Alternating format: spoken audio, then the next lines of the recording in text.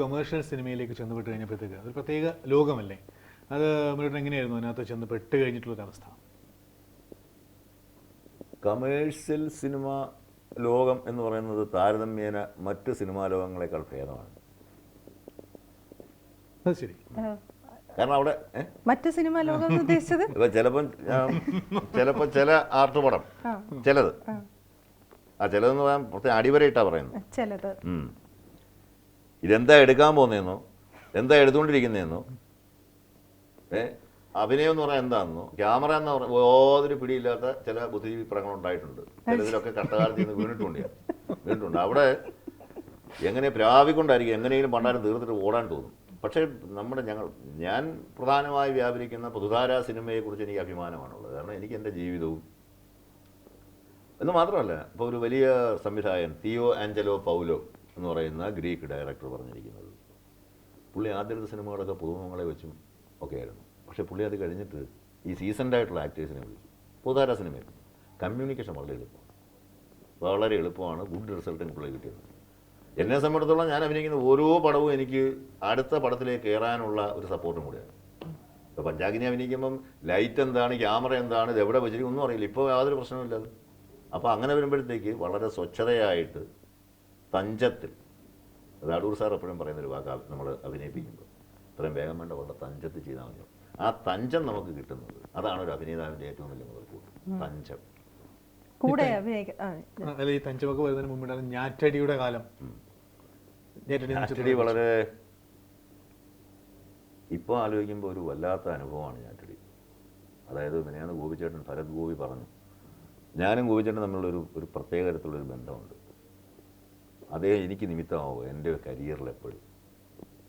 ഉദാഹരണത്തിന് ആദ്യത്തെ സിനിമയിലെ പുള്ളി എൻ്റെ പ്രൊഡ്യൂസർ പറഞ്ഞത്, ക്യാമറ കണ്ടിട്ടില്ലാത്ത ആളുകളെ വേണം എനിക്ക്.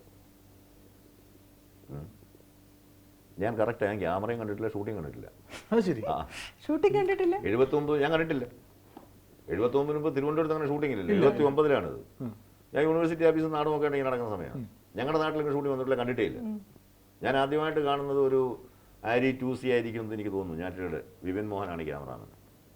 ഗോപിച്ചേട്ടൻ നമ്മളെ വിളിച്ച് നിർത്തി അഭിനയൊന്നും പറഞ്ഞുകൂടെ, എന്നാലും പരത്തിലൊക്കെ. അത് കഴിഞ്ഞ് രണ്ടാമത് ഞാൻ അഭിനയിക്കുന്ന ചിത്രത്തിലെ പ്രധാന വേഷം ഗോപിച്ചേട്ടനാണ്. മൂന്നാമത്തെ പടത്തിലെയും പ്രധാന വേഷം ഗോപിച്ചേട്ടനാണ്. എനിക്ക് ആദ്യമായിട്ടൊരു സഹനടനുള്ള അവാർഡ് തരുന്ന കമ്മിറ്റിയുടെ ചെയർമാൻ ഗോപിച്ചേട്ടനാണ്. ഞാൻ ഇലക്ഷന് നിൽക്കാൻ പോകുന്ന ഗോപിച്ചേട്ടൻ എന്ന് പറഞ്ഞാൽ ഭയങ്കരമായിട്ട് ചൂടായി പുള്ളി. എന്തിനാണ് ഇലക്ഷൻ നിൽക്കുന്നത്? നടൻ്റെ ജോലി അഭിനയിക്കുകയാണ്. ഞാൻ വരത്തില്ല എന്നൊക്കെ പറഞ്ഞ അവസാനം ഞാൻ പറഞ്ഞ അവസാനം ലാസ്റ്റ് ഡേയിൽ ലാസ്റ്റ് മീറ്റിങ്ങിന് സമയം ഗോപിച്ചേട്ടൻ. അതുപോലെ ഇപ്പോൾ നാഷണൽ അവാർഡ് കിട്ടുന്ന കാര്യവും എന്നെ ആദ്യം വിളിച്ച് പറയുന്ന അയാളുടെ ഫോണിൽ നിന്ന് തന്നെ വിളിച്ച് പറയുന്നത് ഞാനാണ് അവനോട് ആദ്യം പറയേണ്ടതെന്ന് പറഞ്ഞിട്ട് ഗോപിച്ചേട്ടൻ വിളിച്ചത്. അങ്ങനൊരു വല്ലാത്തൊരു നിമിത്തമുണ്ട്. അപ്പം ഞാറ്റടിയെക്കുറിച്ച് എപ്പോഴും ഞാൻ വളരെ കൃതജ്ഞതയോടുകൂടി ആലോചിക്കാൻ പറ്റും എനിക്ക്. അതുപോലെ ആദ്യം എൻ്റെ ആദ്യം ഇറങ്ങിയ പടത്തിൻ്റെ സംവിധായകൻ ഹരിഹരൻ സാറ്, എൻ്റെ പുതിയ ആളായിട്ട് എനിക്കെന്തെങ്കിലും തെറ്റുപറ്റിയാൽ വിളിച്ചടുത്ത മുറി കൊണ്ടുപോയിട്ട് ഒന്ന് അഭിനയിച്ച് കാണിക്കും. ആദ്യം നമ്മൾ വളരെ ഹരാസ്ഡ് ആവും. മൊത്തം ഗ്രൂപ്പ് ഇങ്ങനെ നിൽക്കുകയല്ലേ, പുതുതായിട്ട് ഒരാൾ വരുന്നു, അയാൾക്ക് പേരുമില്ല നാരുമില്ല. MD പോലെ ഒരാളുടെ ഡയലോഗ് ഇത് പറയുമെന്ന് പറയുമ്പോഴത്തേക്ക് ഡയലോഗും ഓർമ്മ വരത്തില്ല. ഈ ക്യാമറ എന്ന് പറയുന്ന സാധനത്തിൻ്റെ ശബ്ദം വന്ന് കിട്ടിക്കഴിഞ്ഞാൽ അപ്പം തന്നെ താല്പര്യം. അന്ന് ക്യാമറയ്ക്ക് കൃന്നൊരു ശബ്ദമുണ്ട്. ഒന്ന് ശരിക്കും ഇങ്ങനെ അഭിനയിക്കുമ്പോൾ ഒരു തെറ്റ് വരുമ്പോൾ വശത്തുള്ള ഒരു ചിരി, ഒരു ഹാസ്യം തോന്നുന്ന ഒരു നോട്ടമൊക്കെ നമ്മളെ വല്ലാതെ ഹോണ്ടി. അതുകൊണ്ട് തന്നെ ഞാൻ ഇപ്പം എൻ്റെ കൂടെ അനുഭവം ഉണ്ടോ, അങ്ങനെ ഉണ്ടായിരുന്നിട്ടുണ്ടോ? അങ്ങനെ വലുതായിട്ട് ഇല്ല. കാരണം ഇപ്പം വളരെ സെൻസിറ്റീവ് ആണെന്ന് തോന്നുന്നത്. ഭയങ്കര സെൻസിറ്റീവ് ആണല്ലേ, ചെറിയ കാര്യത്തിന് ഭയങ്കര വിഷമമാണ്. വിഷമം വരും, ദേഷ്യം വരും. അപ്പോൾ വിഷമമാണല്ലോ ദേഷ്യമായിട്ട് വരുന്നത് അല്ലേ. ഒരു പുതിയ ഒരാൾ അഭിനയിച്ചു തുടങ്ങുമ്പോൾ വലിയ പ്രശ്നമാണ്. അപ്പോൾ എനിക്ക് അതുകൊണ്ട് തന്നെ ഞാൻ എൻ്റെ കൂടെ പുതുതായിട്ട് ആരെ അഭിനയിക്കാൻ വന്നാലും, നമ്മൾ മലയാളത്തിലെ പല നടികളും എൻ്റെ കൂടെ ആദ്യമായിട്ട് അഭിനയിച്ചിട്ടുള്ളവരുണ്ട്. അപ്പോൾ അവരെന്നെ കാണുന്നതിലും വേറൊരു ആംഗിളിലായിരിക്കും. പക്ഷേ ഞാൻ വളരെ സൗമ്യമായിട്ടും ഇതിൻ്റെ ബുദ്ധിമുട്ട് നമുക്കറിയാവുന്നതുകൊണ്ട്. ശ്രീലക്ഷ്മിയൊക്കെ പൊരുത്തത്തിൽ നമുക്കത്, ശ്രീലക്ഷ്മിയുണ്ട്, മഞ്ജു ആദ്യം എൻ്റെ കൂടെയാണ് അഭിനയിച്ചത്. പിന്നെ വളരെ കൊച്ചുകുട്ടിയായിരിക്കുമ്പം ദിവ്യ ഉണ്ണി എൻ്റെ കൂടെയാണ് ആദ്യമായിട്ട് അഭിനയിക്കുന്നത്.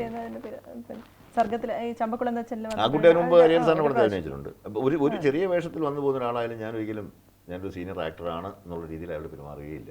റിഹേഴ്സലിന് എത്ര വേണം നിന്നോട്. അപ്പോൾ ആദ്യം അങ്ങനെയുള്ള വൈഷമ്യങ്ങളുണ്ടാവും. കുറച്ച് നാൾ കഴിയുമ്പോഴുള്ള പ്രശ്നം എന്ന് പറഞ്ഞാൽ ക്യാമറയുടെ ശബ്ദം കേട്ടില്ലെങ്കിൽ അഭിനയം വരുന്നത്.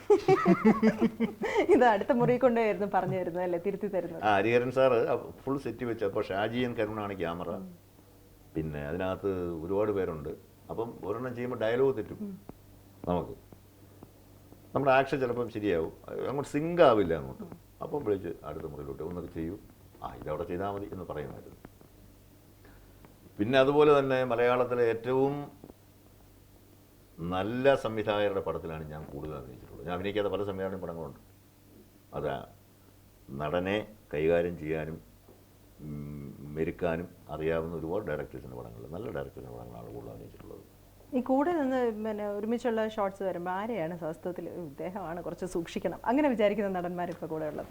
എനിക്കോ? എന്നോടോ? അല്ല, തിരിച്ച് എനിക്കോ? ഇപ്പൊ KPS ലളിതമായിട്ട് പിന്നെ ഉണ്ട്. അല്ലില്ല, അതങ്ങനെയല്ല, സൂക്ഷിക്കണമെന്നല്ല തോന്നുന്നത്. ഇപ്പോൾ അത്തരത്തിലുള്ള 2-3 ആർട്ടിസ്റ്റുകൾ വന്നു കഴിഞ്ഞാൽ നമ്മൾ ഉദ്ദേശിക്കുന്നതിനേക്കാൾ മുകളിലേക്ക് പോയി. അപ്പോൾ റിയാക്ഷൻസ് ഒക്കെ വരത്തില്ലേ? ഞാൻ ഓവർ ഡൂയിങ് അല്ല ഉദ്ദേശിക്കുന്നത്, അങ്ങനെ ഒരു ടെൻഡൻസി ഉണ്ട്. ഓവർ ഡൂയിങ്ങിൻ്റെ ഒരു ടെൻഡൻസി ഉണ്ട്. അത് നമ്പർ ഇടുക എന്നൊക്കെ പറയാറുള്ളത്. മലയാള സിനിമയിൽ അങ്ങനെ ഒരു വാക്കുണ്ട്, നമ്പർ ഇടുക. അത് ഈ കഥാപാത്രം ആവശ്യപ്പെടുന്നതും കഴിഞ്ഞ് അടുത്ത പുരയിടവും കഴിഞ്ഞ് അങ്ങ് പോവത്. അതല്ല, അതിൻ്റെ ഏറ്റവും തന്മയത്വമായിട്ടുള്ള അത് ആവശ്യപ്പെടുന്ന സംഗതികൾ ബ്രില്യൻ്റ് ആയിട്ടുള്ള ആക്ടേഴ്സുമായിട്ടാണെങ്കിൽ ദാറ്റ് മേ ഗോ ബിയോണ്ട് അവർ expectation. Result will be very very. അത് ആരൊക്കെയാണ് അങ്ങനത്തെ കമന്റ് ചെയ്യാൻ? ഞാനിപ്പോൾ അങ്ങനെ പേര് പറയുന്നില്ല, മലയാളത്തിൽ അങ്ങനെ പറയാവുന്ന ഒരു 7-8 പേരെങ്കിലും ഉണ്ടാവും.